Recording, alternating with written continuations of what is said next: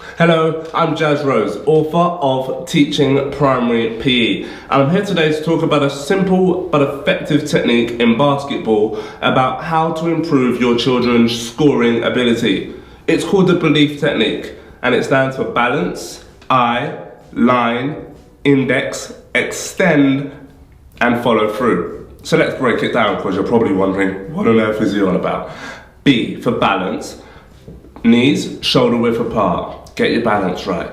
E, eye on the target. See where you're going to score, whether it be the backboard or swish straight in the net. L, line. Get your elbow in line with your knee so that it's ready to shoot. I, index. Make sure it's center of the ball. There's usually a line in the ball where children can put their finger right on the center of it. E, extend the arm, and F is for follow through. We often talk about the follow through as like dipping your hand into a cookie jar to take the cookie out of the cookie jar, right? And that's just a fun way to incorporate it, especially when it comes to teaching primary PE.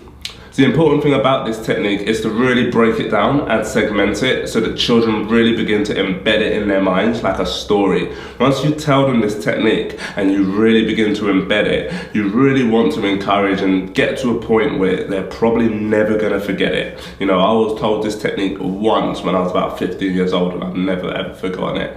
So it's just about really breaking it down, get the children to get their balance right, get their eye on the target, get their elbow in line with their knee, get their index finger center of that ball, get their extension really full high up so that they get that they get the elevation of the ball, and then get them to follow through so that they get that ball rotation, and it allows the ball just to rotate sweetly into the net, and then when they score it they can go swish, right? So it's really about just embedding those techniques.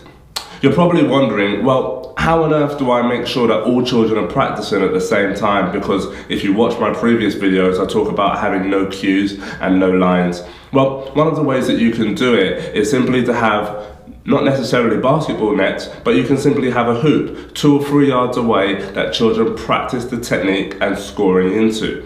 How do we manage that efficiently without the children just throwing the ball any which way into the hoop? Well, it's quite simple, and we can just place a couple of conditions, upon the technique to ensure that a successful score, a successful shot looks like this. A, it has to go at least 3 meters above the head. B, I want to see ball rotation on the ball. C, it's got to land in the hoop. Every time you get those three parts together, then you can give yourself a pat on the back as well as a... And then make sure that it's elastic, make sure that the children can constantly self-assess against where they're at, and then differentiate against the outcomes that they've achieved. So for example, one of the conditions might be, once you've got the ball in the hoop 3 times in a row, you can then take it a yard further back, just to make it that little bit more challenging.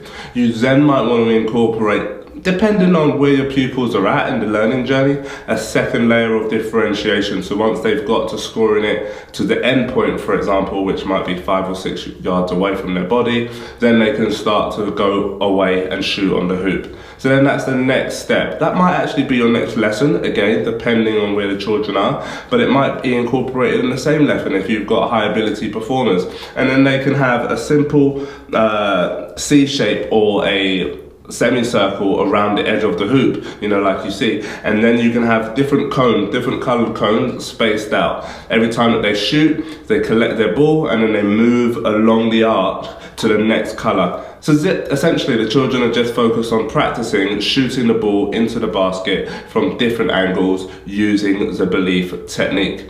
The really important thing is to really call out and focus on the key parts of the technique. Excellent, Joshua, I really like the way you've got your elbow in line with the knee. So then the other children, it's ringing true in their minds, and that they can constantly self-assess.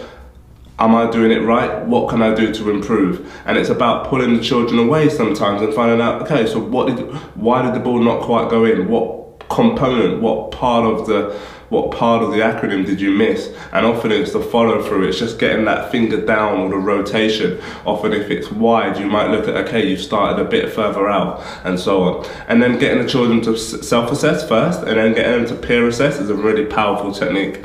Another way that you can set this up is if you've got 2 hoops, you can have 7 cones on the arch here, so 7 pupils essentially, and then they just go one at a time, and you might condition it to say, right, once the person's had their shot, you've got 3 seconds to shoot the ball. Everyone count them down from 3. Again, just giving them that little bit of engagement, giving them that little bit of peer assessment and peer collaboration going on. It also puts them under a little bit of pressure, but you've got to put this in as part of the performance, as part of the learning journey, because when they play basketball competitively or semi-competitively, of course they're going to be under a little bit of pressure. And just that idea of people running under the hoop or near the hoop to collect their balls and get to the next space, that incorporates a little bit of pressure as well, because you can see pupils moving. And if you incorporate this as part of the learning journey, pupils are sure to improve.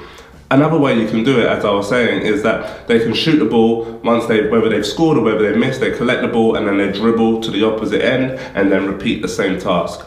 A positive and powerful way to do this is to have your cones coloured in a very sequential way. So you might have yellow, red, green, for example, and on the other side you've got exactly the same colour coding, so that they move from yellow to yellow and green to green and red to red and so on. And then it just becomes really easy. If you're fortunate enough to have 4 basketball hoops, then why not have 4? So you have 1 in front, 1 at the back, 1 on the left, 1 on the right, 7, 7, 8, 8, for example. That's 30 children altogether, and essentially everyone can be practicing at the same time and really refining and improving those skills. I hope you find that really useful. It's the belief technique, and just to recap, it's balance: eye, line, index, extend, follow through. And it's a really good way for children to memorize how to improve their shooting in basketball. As children get older, they get into secondary school, they get into college, they get into really competitive and compelling environments. Yes, I completely understand that not all of you can adapt the techniques, and sometimes really skilled basketball players adapt the techniques certain times to fit their body shape, to mold in with different things. But this is a really good, solid, core foundation principle that children can work from and really build up their skills to improve their shooting. I hope you've enjoyed the video. Have a fantastic week of teaching and learning. Give it a go. Allow the children to practice. Drop me a comment. Would love to hear your feedback as to how it's went for you. Do subscribe to the YouTube channel. My name is Jazz Rose, author of Teaching Primary PE. Have a fantastic week, and I'll see you again soon. Ta-ra for now.